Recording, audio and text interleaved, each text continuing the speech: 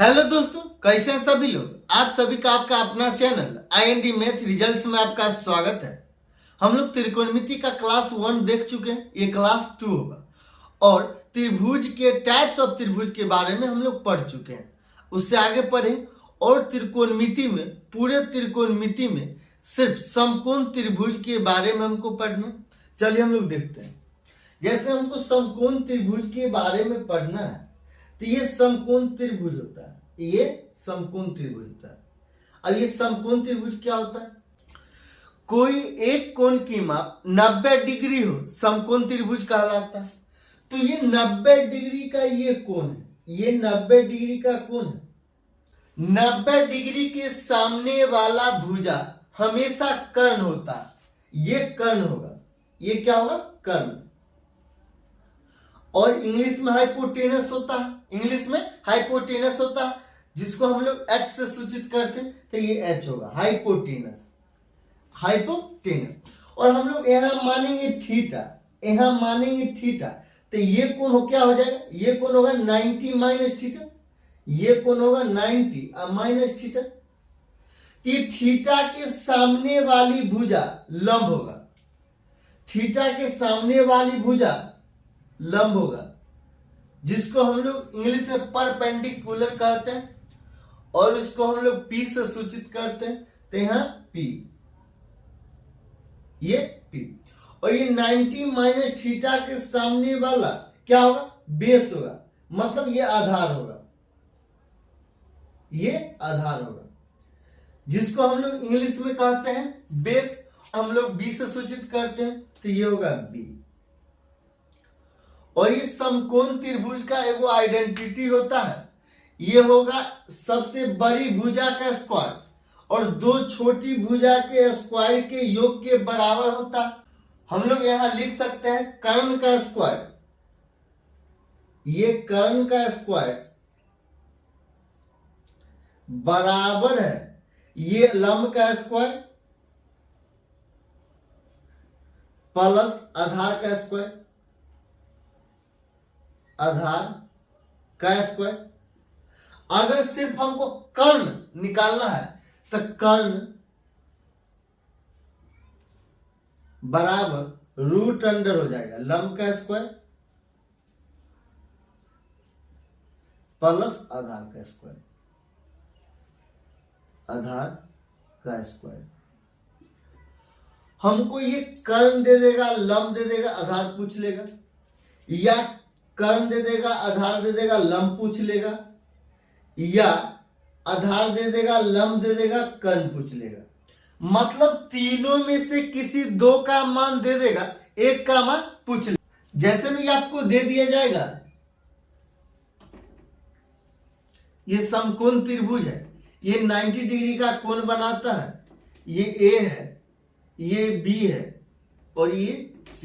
ये दे दिया जाएगा 3, ये दे दिया जाएगा 4, ये x दे देगा। तो ये बोलेगा x का मान क्या होगा, ये x का मान क्या होगा। तो सबसे बड़ी भुजा क्या है? 90 डिग्री के सामने वाला कोण सबसे बड़ी भुजा होता, और ये कर्ण है, ये कर्ण है। हम लोग x के स्क्वायर बराबर ये 4 का स्क्वायर, ये जोड़ 3 का स्क्वायर, 3 का स्क्वायर, तो x स्क्वायर बराबर क्या होता है? ये 16 होगा, ये प्लस 9 होगा, तो x बराबर हो जाएगा रूट अंडर 25। तो x का मान क्या हो जाएगा? ये प्लस है, ये माइनस 5 होगा। लेकिन हम लोग यहां पर माइनस में नहीं लेंगे, क्योंकि भुजा की लंबाई हमेशा प्लस में होती है, न कि माइनस में।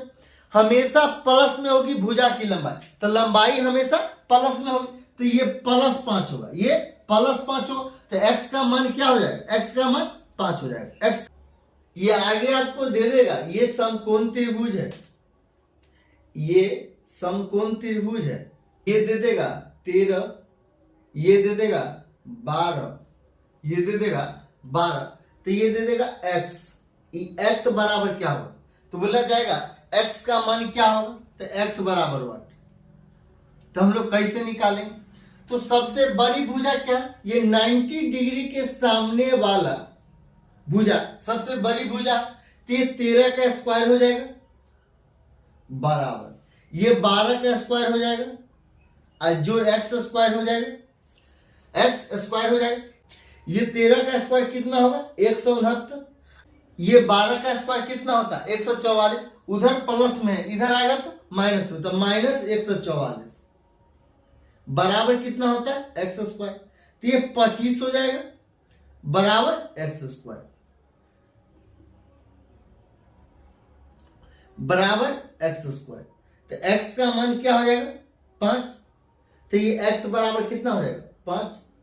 जैसे में आपको ये दे देगा समकोण त्रिभुज, ये समकोण त्रिभुज दे देगा और इसका नाम रहेगा ए, इसका नाम रहेगा बी और इसका नाम रहेगा सी, और ये दे देगा 7, ये दे देगा 25 और ये दे देगा y। तो बोला जाएगा y का मान क्या होगा, मतलब y बराबर y। तो y का मान हम लोग कैसे निकालें, ये समकोण त्रिभुज है,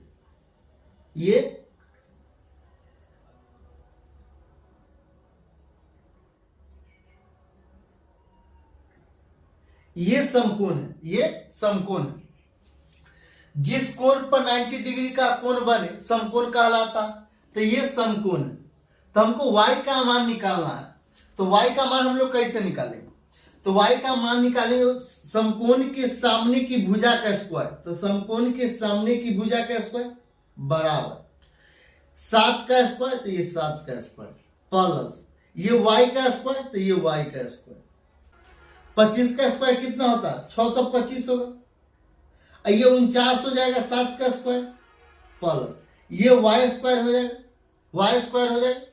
और ये 625 में से 49 घटा देंगे तो कितना होगा, ये कितना होगा 576 होगा, 576 होगा बराबर y स्क्वायर। तो ये y बराबर रूट अंडर 576 बराबर ये 24 होगा, 24 होगा। तो ये y का मान कितना होगा, y का मान 24 होगा, y का मान 24 होगा। आगे आपको दे दिया जाएगा, ये आगे आपको दे दिया जाएगा, ये समकोण त्रिभुज बना दिया जाएगा और ये 90 डिग्री है, ये 90 डिग्री है और ये कोण का मान है a, ये कोण का मान है b और ये कोण का नाम है c। ये भुजा दे दिया जाएगा 15, ये भुजा दे दिया जाएगा 17 और ये आपको बोला जाएगा m। ठीक, m बराबर क्या होगा, मतलब m का मान क्या होगा, तो हम लोग कैसे निकालें। तो समकोण के सामने वाली भुजा का स्क्वायर, समकोण के सामने वाली भुजा कितना है 17, 17 का स्क्वायर बराबर ये m का स्क्वायर होगा, m का स्क्वायर होगा। अब प्लस ये 15 का स्क्वायर होगा, ये 15 का स्क्वायर, ये 15 का स्क्वायर होगा, तो ये 17 का स्क्वायर, ये माइनस हो जाएगा, ये 15 का स्क्वायर उधर प्लस में, इधर आएगा तो माइनस में, तो ये 15 का स्क्वायर बराबर m का स्क्वायर। ये 17 का स्क्वायर कितना होता है 289 माइनस 15 का स्क्वायर कितना होता है 225, 15 का स्क्वायर कितना होता है 225 बराबर m स्क्वायर। 289 में से 225 घटा देंगे तो कितना होगा 64, ये कितना होगा 64 m स्क्वायर। तो यहाँ m का मान कितना होगा 8, ये 8, तो m बराबर 8। जैसे में आपको ये दे दिया जाएगा समकोण त्रिभुज, ये समकोण त्रिभुज दे दिया जाएगा, ये होगा 7.5, ये होगा 8.5 और ये होगा z। तो बोला जाएगा ये z बराबर वाट, मतलब z का मान क्या होगा। तो हम लोग ये दोनों भुजा का पहले रेशियो ले लेंगे, दोनों भुजा का हम लोग रेशियो ले लेंगे। जैसे में ये 7.5 होगा अनुपात ये 8.5 होगा, यहां से पॉइंट उड़ाएंगे तो बट्टा 10 होगा और यहां से पॉइंट उड़ाएंगे तो बट्टा 10 होगा। ये 10 से 10 कैंसिल, 5 को 15 बार पढ़ेंगे तो ये 75 कैंसिल, अब 5 को 17 बार पढ़ेंगे तो ये 85 कैंसिल। तो ये 15:17 होगा, ये 15:17 होगा। और हम लोग अभी पढ़े हैं 8, 15, 17 का ट्रिपलेट होता है, 8, 15, 17 का ट्रिपलेट होता है। ये 15 हो ही गया, ये 17 है तो 8 बचा, तो ये 8 होगा, तो ये 8 होगा, ये 8 होगा। और ये साढ़े 7 है, मतलब ये 15 का आधा है, ये 15 का आधा है, साढ़े 7, ये 15 का आधा है, ये साढ़े 8 है, मतलब ये 17 का आधा है, ये 17 का आधा है, साढ़े 8। तो ये 8 का आधा कितना होगा? 4 होगा। तो ये 8 का आधा कितना होगा? 4 होगा। तो ये z बराबर 4 होगा, ये z बराबर 4 होगा। तो ये z का मान 4 होगा। जैसे भी ये समकोण त्रिभुज दे दिया जाएगा, ये समकोण त्रिभुज दे दिया जाएगा और बोला जाएगा ये 96 है, ये होगा 104, 104, और बोला जाएगा ये m है, m है, तो बोला जाएगा m का मान क्या होगा? m का मान क्या होगा? जब बड़ा डाटा होगा तो उसका हम लोग रेशियो लेंगे और रेशियो लेकर हम लोग छोटा करेंगे। तो ये 96 है अनुपात ये 104 है, ये 104 है। तो हम लोग 4 से काटेंगे तो ये 24 बार में और ये 26 बार में कट जाएगा।